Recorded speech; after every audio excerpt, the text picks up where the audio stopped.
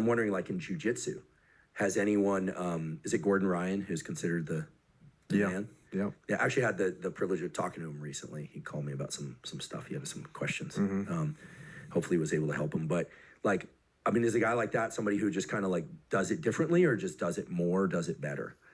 Yes, and yes. Okay. Like, Well, there you go. Rebels against the, yeah, exactly. Yeah. And anyway, I'm going long, but I guess the point is that like breaking the mold among the mold breakers is how it evolves. And I'm excited to see what's going to happen now in public communication, podcasting, et cetera, because we're all very different, but I don't know. Some I feel like we're on the cusp of something.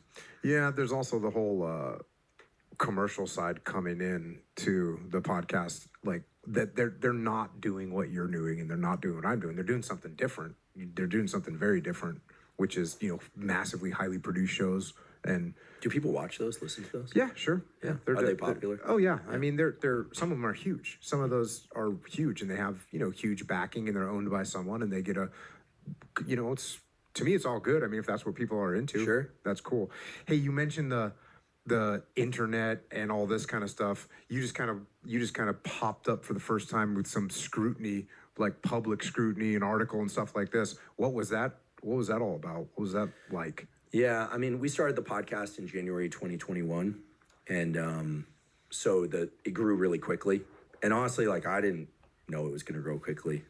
2019, I started posting stuff to Instagram. 2020, during the kind of like the peak of the lockdowns, I started going on some podcasts. No book, no nothing, just trying to give people health tools and teach them some science. We launched it in January 2021, and just whoosh, just kind of took off.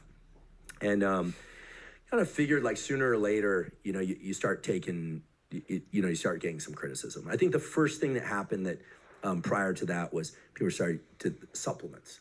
People are like, oh, it's a supplement thing. It's kind of obvious. You have sponsors that makes the podcast free so that you don't paywall it, so it's available to everybody.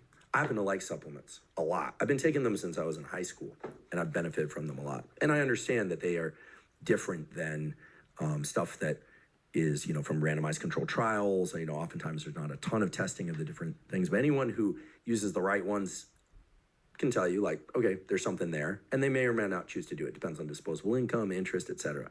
But they're not the foundation of like what we teach in the podcast. It's almost all behavioral tools, information.